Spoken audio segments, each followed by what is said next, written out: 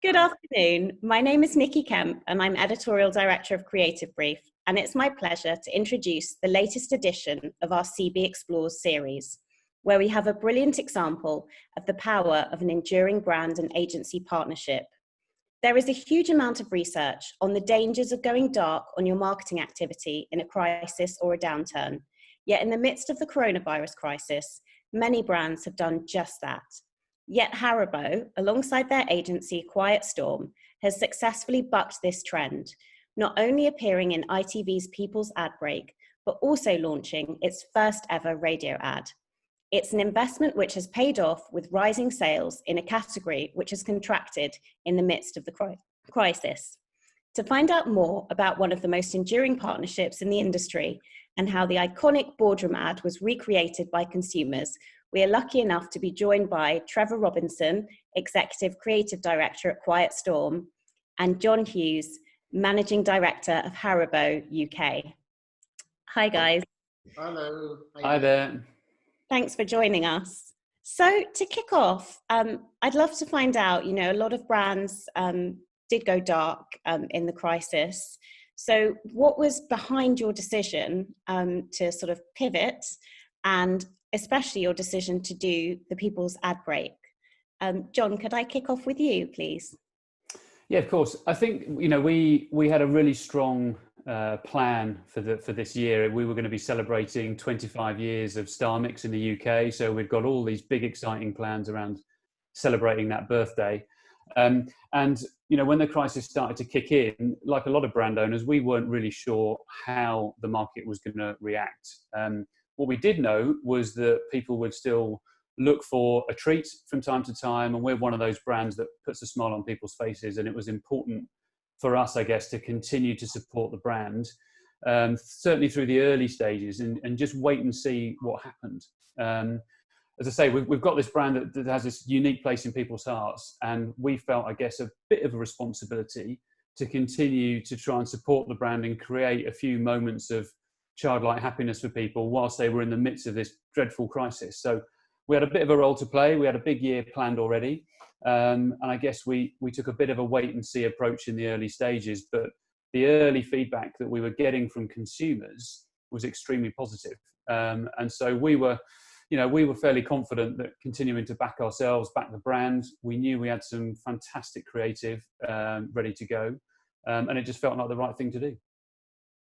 Thank you. And Trevor, what was your experience? Because obviously the People's Ad Break, that involved kind of handing over a lot of creative all creative responsibility to the consumers to some degree. So could you tell us a bit about that experience? Well, it's a situation that I quite enjoyed, actually, because we didn't have to do that much. We had to oversee it, make sure it did resemble the commercials that we've been working on and loved to have been working on for all these years. But we just had to sit back and leave it to other people. And I must say, especially with this whole pandemic, and in terms of trying to direct something it's been horrendous, really, because you're not allowed, obviously the spaces you've got to keep away from each other. Just like everything takes twice as long to achieve. So I was quite relieved that I wasn't in the midst of this one. Yeah, interesting taking away the constraints though, because and having those constraints, because you actually did a media first in lockdown, right? Didn't you? Your first ever Haribo radio ad. Yeah. That's really interesting from a media perspective, because there's so many brilliant media opportunities out there at the moment, and the People's Ad Break being one of them, and the tremendous value you can get from radio at the moment with people changing their media habits. Yeah, radio was something that John will tell you about in more depth than I will, but it was something that was quite an ambitious thing for us, because it's about kids' voices, and it's about seeing these people transformed by the Haribo, so that the inner child comes out in their voices. So for just to have kids' voices on the radio, the concept was like, might have been frayed whether or not it's going to be achievable, and we were quite pleased with the outcome. Actually, we got it to work. I think John's got a story about Herwig when he first heard about the concept. Yeah, I vividly remember we were sitting in Quiet Storm's offices in London, and we were talking about what we could do with kids' voices and the fact that we wanted to extend the media mix a little bit for a number of different reasons, actually. And based on some of the advice coming back from media partners, radio seemed to be a really interesting route. And I was really passionate about the media and felt that it could work, but it's quite a hard thing to sort of get across, particularly as Trev said, with it being kids' voices being so audio visual, and that's why the TV medium works so brilliantly for it. And I remember sitting in Trev's offices and we were there, and Hervig, who used to do my job in the UK, now works in our global holding team, was like, I'm just not sure, I'm not sure it's going to work. And, we had that moment where we had to, I guess, back ourselves, back the team, trust the gut a little bit. And we said, well, look, let's work on it. Let's see what we can come up with. And right at the end of the process, we got some fantastic feedback, which is actually a fantastic quote from him, where he talks about actually radio being the cinema for the mind. And that's what we really wanted to create, so that when you hear that ad, you immediately can visualize kids' voices, the TV, and it's getting that link between the two creatives that's so important. So it's not just about replicating the TV on radio, because we knew that wouldn't work. It had to be changed and adapted, but it still creates the image in the mind. And I think that's what we've achieved with it, which is great. Yeah, I mean, it's important as well for it to be standalone, as in, if you've never seen the commercials before, you still would have to be able to understand what's going on. So that was the ambitious card that I was hoping that we'd be successful to play. And it seems to be working. People seem, everybody's seen the ads, like you'd be blind not to. But what we were pleased about, the concept was still working. I love that quote as well. Radio is cinema for the mind. I think you should get that to Radio Centre. They can put that in their new strap line. I think Herwig should copyright it and say, so your work is incredibly hardworking. It's very well known, like the fact that even before the People's ad break, people were creating their own sort of versions of kids' voices on social media. What do you think is the key to that sort of effective and long running, actually? Because I think it's often the case that, marketing people and agencies get tired of a campaign before consumers do. And you often see that happening. So could you tell us a bit about that? Because it's such a hard-working, long-standing campaign, and obviously you've developed it globally as well. Well, we've been working on this concept for many, many years.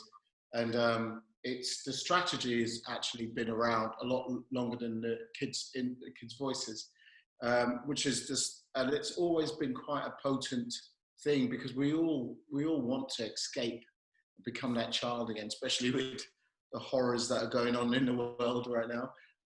It's something that's always been a powerful thing to own, and it's very easy as a creative to write ideas around.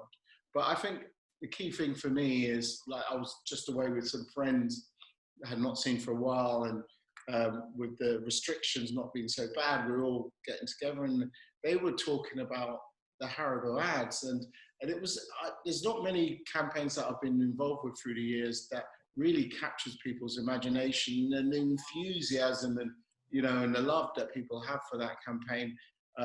It's very pleasing to work on something like that for me. Yeah, and John, I mean, what's your perspective on it, particularly kind of with the experience of this new world of enforced remote working we all find ourselves in? How have you continued to push this further? And, interesting having the first radio ad, and we're all kind of a bit more physically disconnected. Like, how has the partnership come into play in this time? Well, I think that's one of the real benefits of having, a long-standing relationship, because, it's not just me, it's the people before me and the people in the team and the people that Trevor have got around him. Is, we've all worked together in different formats for a long time. People understand the brand, and what Trevor was talking about there, this core idea that the hub of it all, that universal truth about the child inside all of us, that never goes away. So as long as we stay true to that, and we hang on to that as our universal truth, I don't think we're going to go too far wrong. But I think what's really helped is that because they understand the brand so well, and because we've worked together so long, we've got that trust. We can push each other, we can challenge each other in a really safe way.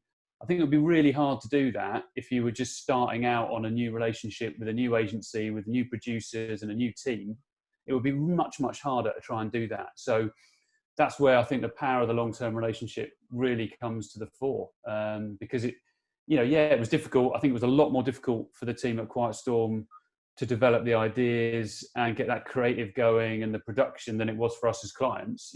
For us, it was still, putting a bit of input in and hearing the ideas and working together on some of it. But I think that the real sort of operational challenge was probably much more agency side than it was for us client side.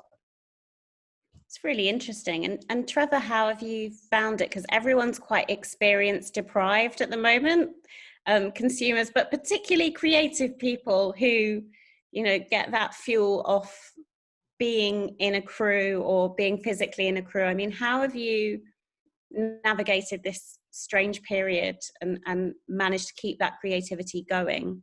I think it's quite interesting because some people through lockdown, they've really thrived and they really enjoyed, the Zoom experience. And like our strategist, John Howard, he seems to be flourishing. He seems to really, because I think he can be quite introverted at certain things. I've realized I've absolutely hated it.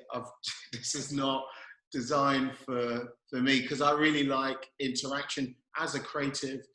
I don't work in a vacuum. I work off and bounce off a lot of ideas. I've never really come up with an idea by myself ever. It's not like being an artist where you're trapped away in your warehouse and then you come out and you unleash your art.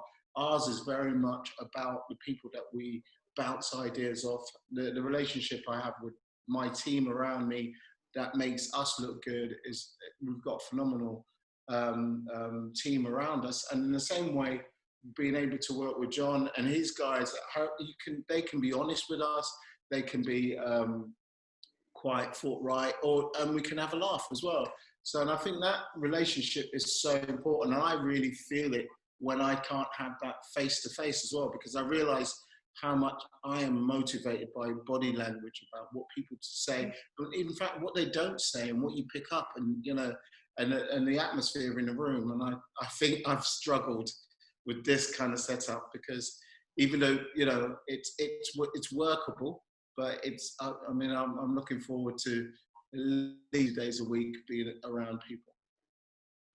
And John, how have you found it? Well, I mean, quite similar. We've got different members of the team have reacted differently to the challenges, and I think what we've learned more about each other and more about how we like to work probably through this enforced change than perhaps we would have done if we'd have sort of carried on normally. But yeah, for sure, it's been difficult. We've got people in the team with young kids, and they've really struggled because of schools being shut and childcare, and you're sort of homeschooling 1 minute and jumping on a call the next minute, and there's chaos in the background. And it took a little bit of while to get used to it, and people had to sort of get in the groove, I think, a little bit with it. But I'm similar to Trev in some ways, in that I like to be around my team. I like those little conversations and little interactions. And I think the point on the non-verbal communication is really important. And having spent a whole day staring at a screen doing meetings, it's just exhausting. And I couldn't work out why I felt so tired, because I wasn't traveling, and you think, well, that's maybe, I should be getting a benefit. But I think your brain's working so hard to pick up on stuff that, it can be a tiring experience. And I think everyone's had to just flex that work-life balance a little bit harder. And we've been fortunate. We've had some decent weather around. Might be a bit too hot today, but people can get out a bit. They can get out for a walk or a run or a jog or whatever they do in the mornings, or split the day up a little bit, which sometimes is harder when you're stuck in the office all day. So I think people have just had to flex it and try and work out what's going to work best for them. Yeah, I also think Haribo has played a key role in our household as a homeschooling bribe. Thank you for that. See you nodding quiet with the homeschooling thing. And luckily, I don't have to do any of that. My wife is very adequate, doing more than adequate. doing that. A queen if you're doing that and your job. The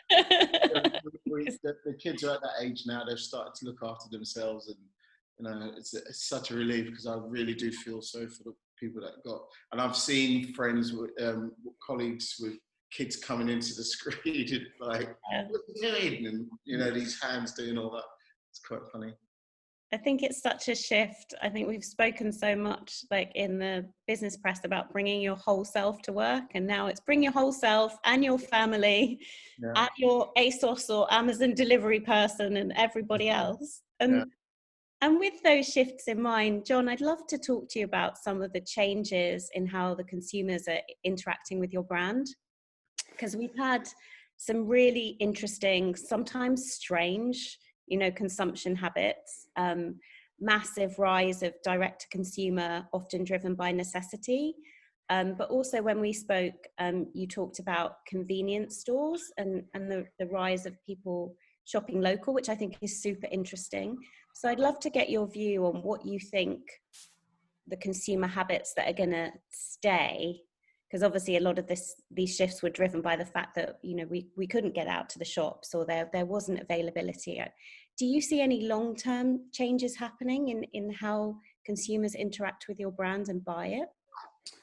Well, I think that's the big unknown, isn't it, at the moment? And when we look across the different channels that we're distributed in, we have seen quite a positive performance overall. So although the category, the sweets category, has declined in the period that lockdown started up until the middle of June, the category did decline. It was down just under 5%.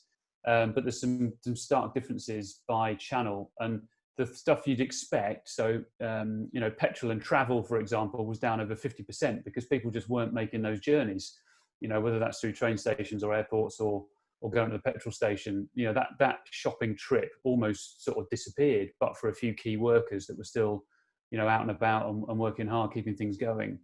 But what we found actually is both in grocery and also particularly in independent and symbol stores, so the local convenience stores, we grew nearly 10% during the lockdown period. And I think that's really around people just getting back to that local shop. And perhaps when they're commuting and they're going into the city to work, they're using the stores that are around them in the city centre. But when they're working from home, actually it's quite nice to have a walk down to the local shop, and pick up a few things that you might need. And you've got that sense of supporting the local community as well. And I think that's definitely flowing through. We have seen a shift, and high street, I suppose, is the big one. There's obviously still quite a challenge in terms of footfall on the high street, and we're seeing that in the numbers from the stores that we supply on the high street, but also in the small number of shops, our own shops that we've got in shopping centres. We are still seeing quite a big footfall decline. I think the big question now is what happens through the next 2-3 months as the weather starts to change a little bit, and seeing how COVID develops. Are people still going to be prepared to queue up outside when it's a bit cold and rainy outside? And that might not be quite so fun. So I think we will start to see a little, perhaps another shift, sort of weather driven, as we get towards winter. For sure, we don't have a direct consumer business ourselves, but certainly our sales through the grocery.coms and definitely through the pure plays like Ocado and Amazon have seen really big growth during the period as consumers look for alternatives of going perhaps to their traditional shop. Yeah, it's really interesting. And Trevor, what's your view on that? Because there's been some really interesting conversation around consumers turning to cornerstone brands in a crisis. So actually this idea that you need to invest more in your marketing because you need to reaffirm your role as like a cornerstone of people's lives. I mean, what have you seen around that shift? I definitely think it's when times are like this, brands need to act with a conscience, need to act with a sense of personality and purpose as well. And I think the ones that has really stood out for me is when they've done that and then they've got the notes right. They don't feel like they're just tapping into, oh, here's an opportunity here. Let's sell lots of stuff that people don't need. But I think Haribo, we've just continued with the same kind of antidote to the world as we've always had. So And that felt right, actually, rather than us being, oh, let's help the NHS by giving them lots of Haribo. Do you know what I mean? So, but some brands, I think, as I won't name them, I think they've really come a cropper at this, because they've obviously feel like they're big corporate brands and they really don't care. So I don't know. It's a difficult thing, and I think you, especially when times like this, you can't disappear, because I think people have got long memories, and if you kind of disappear now and try and make your way back in, they're going to go, where were you when you were silent? So I've been skirting around what I'm saying here without obviously upsetting any brands, especially the ones I'm working with. No, it is always that perennial thing, though, of all the research that shows, it's much more effective to keep your marketing spend, and then the pressures within business that mean that doesn't always happen. Yeah. And John, what's been your takeout from this? Because we all know that in theory, and we've all seen the research and the IPA papers that support that. But coming through this, obviously there may be still more to come, but that period of intense lockdown, what has that kind of taught you about, or confirmed to you about, that sort of ethos of spending amidst a crisis? Well, I suppose we're in a really lucky position, because we're a family-owned business. So that changes things a little bit, because we don't have to worry too much about institutional investors and share prices, and we don't have to worry about banks asking us, what we're doing. And being a privately owned business that's in its third generation, we tend to think long term. So we see this situation as, okay, we're in a difficult position short term, but our brand has been around for 100 years, and we want to make sure that it's still around in 100 years' time. And our role is to look after that brand while we're here, and try and hand it on, slightly better and slightly more improved than perhaps the one that we inherited. And to do that, you've got to think through, the immediate short term. So of course there's a challenge. I sit here and look at the P&L. It's challenging, right? It's difficult. We're not growing as fast as we expected to grow this year. We're lucky. We're still delivering some growth. But you've got to look at that and say, well, what's the right thing to do for the long term? Because we could have made some short-term decisions that might have made our P&L look a little bit better this year. But that's not what we're here to do. We're here to develop and love and look after this brand and nurture it for the long term. And sometimes, therefore, you have to take a little bit of short-term challenge. And we've got a very supportive owners. They understand the market, they understand what we're doing, and they think long term as well. So for us, it was about backing ourselves, backing the brand, backing the ideas that we had, and continuing to invest in good ideas, good advertising, because we know it works and we know it will deliver for the long term. That's so great to hear. And I think that your point about short-termism is so true, and so often really driven by the market and shareholder, and a lot of those kind of external pressures. But you've both touched on some of the highs and lows of this period, and the Zoom fatigue that I feel like we're all probably suffering for. Yeah. And from. But I'd love to hear from both of you, like looking back over this period, what would be your sort of lockdown lesson, whether it's around, different ways of working, or, the fact that you need to spend less time on video calls and more time with real people? I mean, what do you think you'll take out of this in the long term? And Trevor, could I start with you? I think it's a relationship with your family and your friends, actually. It's been amazing spending so much time with my family, and not feeling like every time I look at them, they've grown a bit, or has he got a moustache all of a sudden? It's like kind of, I think that's been really good, and just spending time with each other and hearing each other out. And I think the strange thing with my friends is that I've really learned to appreciate them a lot more, and I could feel that about me.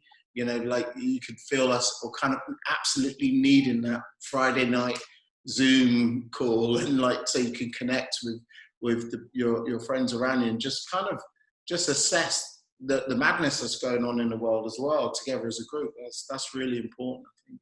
But I don't know. What do you think, John?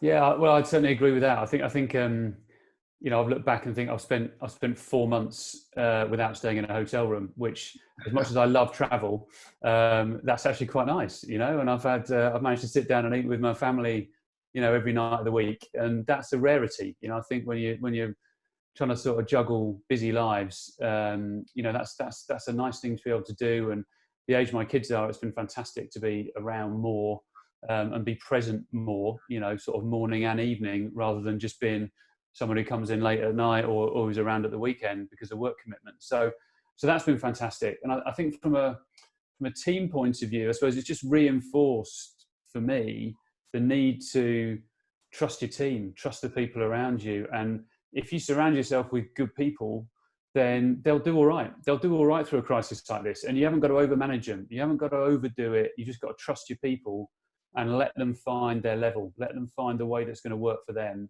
and not try and dictate too much, or you've got to do this, or you've got to log on at a certain time.